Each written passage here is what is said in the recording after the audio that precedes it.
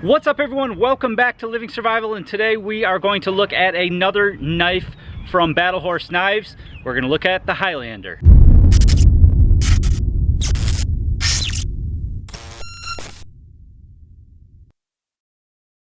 So today we're going to take a look at the Battle Horse Knives Highlander. No, not this Highlander, this Highlander. Yes, I went ahead and ordered the small version when they were having a sale on them. Pretty cool. I'm probably going to turn this into a neck knife, maybe get a little bit different sheath made for it. It does have the belt loop on it, so I could tie some paracord around that. Might just do that, but I might also get a kydex sheath made for this little guy here just to give it a little bit better attention. But isn't that cool? Baby brother for sure. So today we're going to take a look at the original Battle Horse Knives Highlander. When you order from Battle Horse Knives, you do have several options, not only the model that you'd like, but most models offer several different grinds you can get, whether it be Scandi or Saber or a flat grind. Now, not all the models offer that, but most of them do. You can also get different options on your handle. You can get the bead blasted, which I have here, which is what I like. It works really well when you have dry hands and wet hands. I don't really like the polished blades. The small version of the Highlander here has the polished blade. Some people like that, but it's a little bit slick for me, especially on a camp style or bushcraft style knife. So I like the natural bead blast. You can also get these in several different colors, I believe, and then also you have several different options for your sheath. You can get the standard belt loop model. Comes with just that, a belt loop. Now these are very high quality leather. It's very thick leather. You can see they're very thick welt. So I do like that. You're getting a great leather sheath with these knives. You can go with the just standard belt loop option. You can go with the standard sheath with the dangler option, or you can get the dangler plus a ferro rod holder. You can get this in 3/8 inch or 1/2 inch.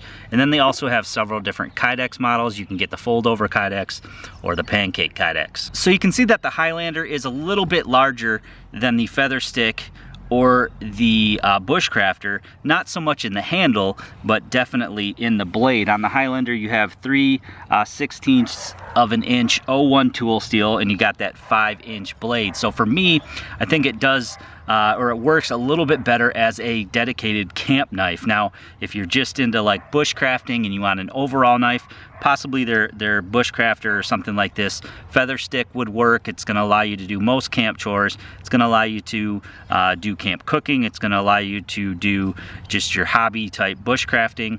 But I generally like a little bit larger knife for a dedicated camp knife.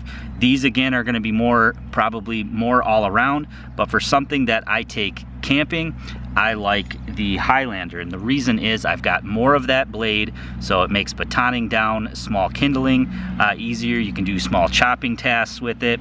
So I think having that extra blade length there goes a long way. And then again, on several of these models, you can get your choice of grind, Scandi being probably the most useful out of the grinds. If you're going to do a lot of cooking or maybe meal prep, maybe a flat grind. If you're going to be doing a lot of batoning or chopping type tasks, maybe a saber grind. And the Scandi grind is a good all-around grind. So you have perfect fit and finish on the Highlander, just like you have on the other models. You have the handle lining up perfectly here. The end of the handle matches up almost with the blade there. Not as much as on the feather stick knife. Again, I like my handle to match right up where my blade meets. So this again would be more of a detail type knife, whereas this one's going to be just more of a workhorse type knife. You've got this small choil here in the front here, but your hand still can move up quite far and give you that control. So you have a lot more blade. It's a little bit heavier, of course, than the other two, but still, again, great fit and finish. There's no high spots. Everything's sanded down perfectly. There's no bumps or anything. You can't even feel these pins. So they definitely do a great job with their finish work over there at Battle Horse. The grinds line up perfectly. You can see here at the tip, perfect symmetry there on all three of these knives, which I really have enjoyed using from them. That extra length in the blade there comes in real handy when batoning. You've got a lot of blade left stuck out there that you can use to baton down. Got a nasty knot at the bottom of this piece here, but you can see it batons fine. We can take some different wood here, and again, you wouldn't be able to do a log this thick with some of the smaller knives, but again, this one you've got that extra blade length there, so you can go right up to the edge with your blade. Get it set in there, and you can split this stuff right down. We've got a little knot there. Go on this side. You can see just a couple hits, and it powers right through. Get it seated there and all the way through.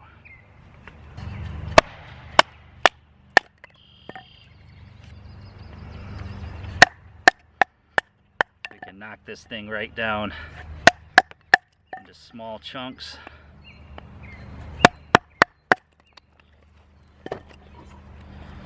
For a wood stove,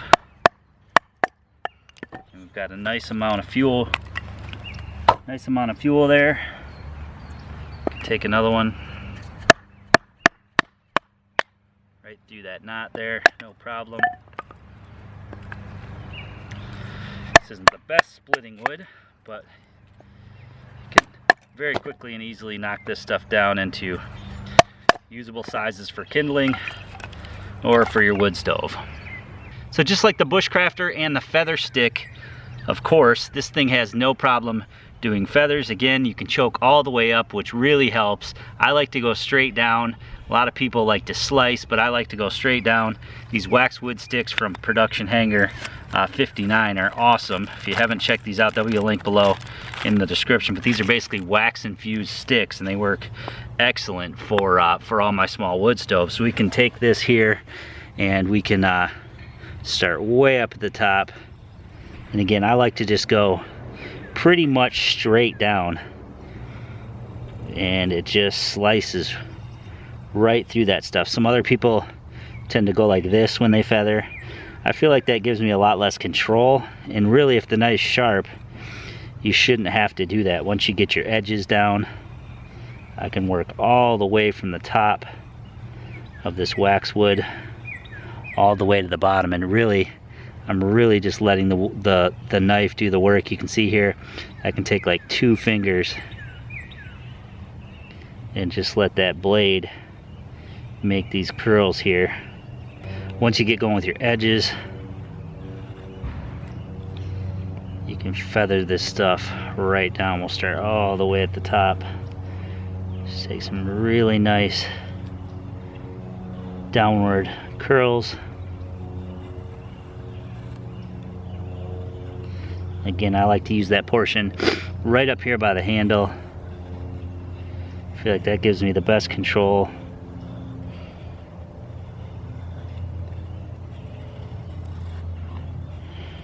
With that Scandi, I can dig in really sharp and get a lot off. I can get big curls, or I can go a lot lighter here and just get smaller curls.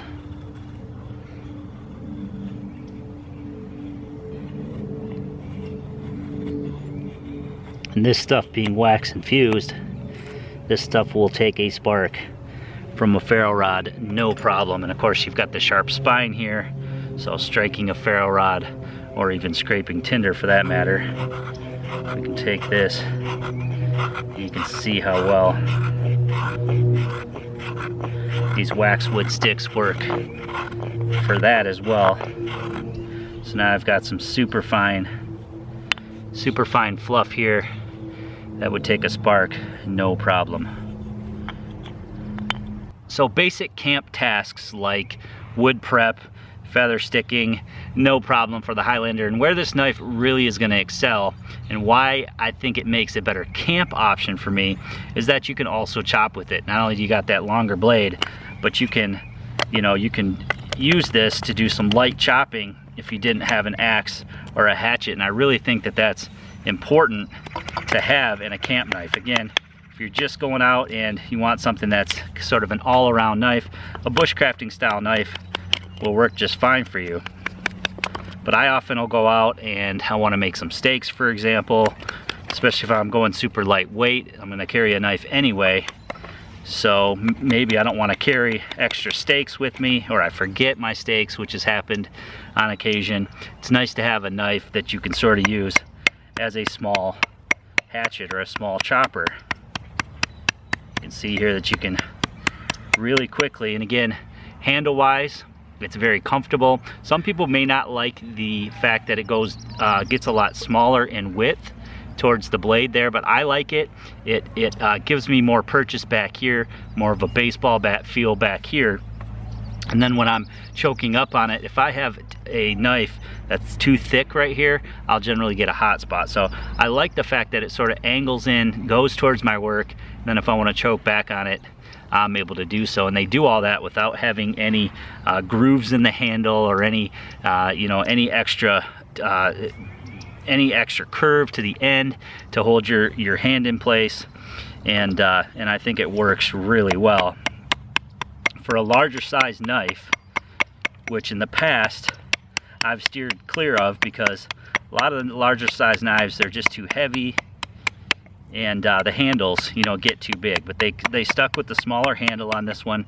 Again, it's about the same size as your feather stick knife here. Now the feather stick does have some more contour to the handle, which is nice. It locks your hand right in there. This one's got a great handle, especially for finer work.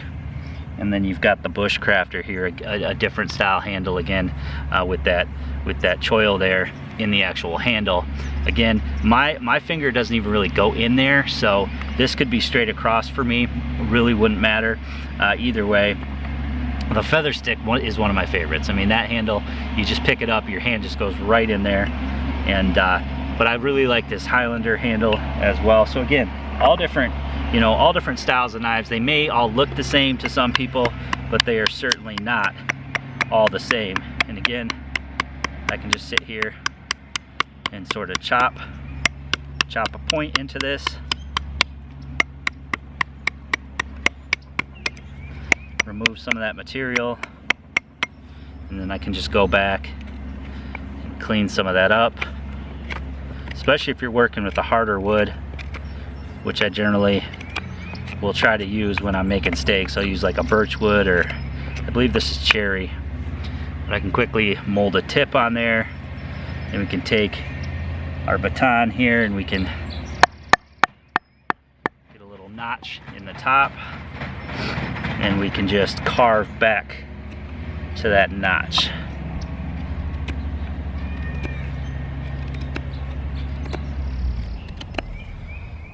Need it a little bit deeper, you can just roll the knife over there. Again, carving back to our notch. Cut all that excess off of there. And then you've got a nice little groove for your rope or your string. And just like that, you can make yourself a steak. One other thing I like to do is I like to round off the top.